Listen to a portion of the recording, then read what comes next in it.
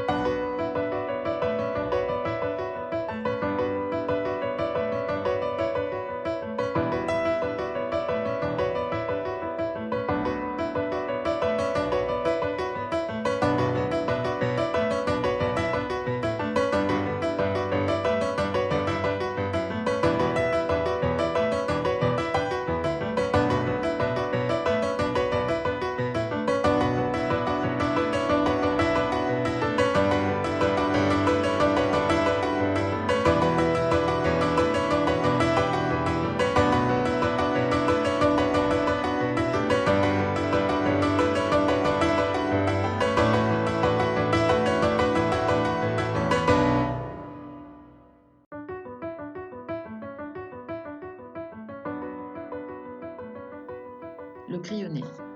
Comment aborder le dessin d'imagination et le dessin d'observation? Peut-on le faire de la même façon? Qu'est-ce qui est commun aux deux? L'outil commun, c'est le crayonné. J'appelle de cette façon l'utilisation de l'outil graphique, crayon, fusain, stylo, etc. en recouvrement, c'est-à-dire produisant non un trait, mais des zones, des taches, des espaces. Ils vont alterner avec le blanc du papier existant ou créé avec la gomme mie-de-pain.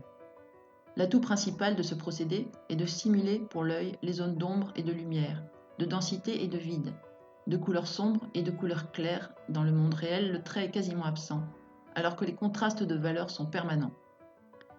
La valeur, c'est le degré de clarté d'un ton. Les valeurs de ton ne sont pas toujours faciles à différencier dans un monde en couleurs. Cela demande une habitude. C'est pour cela qu'au départ, il est plus facile de travailler en noir et blanc car les différents tons de gris sont plus faciles à percevoir. Cette distribution d'espace apporte des informations importantes, la lumière et les volumes. Dessin d'observation. Lorsque nous tentons de reproduire un visage, par exemple, le fait de poser les zones sombres est infiniment plus facile que de tracer des lignes. Pour l'œil, c'est plus percutant et cela aide à court-circuiter notre plus grand ennemi à cet instant, l'interprétation. Nous n'avons pas à réfléchir, mais à observer et faire ce que nous voyons. Mais c'est beaucoup plus difficile qu'il n'y paraît, car notre intellect s'en mêle et pense savoir ce qui doit être fait. Il interprète. C'est pour cela que l'on utilise aussi quelques moyens simples pour tromper notre intellect. Retourner l'image modèle de haut en bas, observer notre travail et le modèle à l'aide d'un miroir, plisser les yeux pour ne plus distinguer que les grandes masses. Cela ne nous empêche pas de prendre quelques repères dans l'espace, les grandes directions, quelques repères de proportion, etc. Dès que vous sentez la tentation de poser très vite certains éléments par le trait, ce sont souvent les yeux en premier lieu, vous passez en mode interprétation. L'intellect se dépêche de saisir l'occasion de dire son mot. Ah, ça je connais, attends. Et clac, il enferme la zone d'un trait fort et ensuite vous serez prisonnier de ce tracé et n'aurez de cesse de faire correspondre tout ce qui se passe autour. Donc, résistez. Le dessin d'imagination. La méthode du crayonné stimule une grande qualité de notre cerveau droit, l'évocation. L'évocation est ce qui permet à notre réservoir interne de mémoire visuelle de s'activer. Je ne connais personne qui n'a pas un jour regardé des nuages, un vieux mur, du plancher noueux, sans y discerner des visages, des animaux, des paysages. C'est cela que nous utilisons, cette capacité à voir des choses qui ne sont pas définies réellement, mais suggérées par notre imagination. Lorsqu'on désire partir sur une création personnelle, on a grand besoin d'ouvrir cette porte inventive chez nous. Si l'on réfléchit trop, on risque fort de ne pas commencer du tout. Le crayonné, avec sa capacité d'évocation, va nous aider à puiser dans notre réservoir.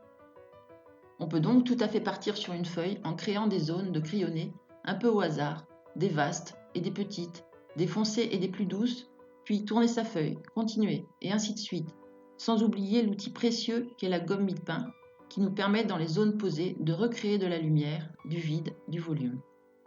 Au début, l'intellect se cabre, il trouve que c'est n'importe quoi cette façon de faire, mais plus vous aurez recours à cette façon de travailler, plus il laissera votre imaginaire se déployer.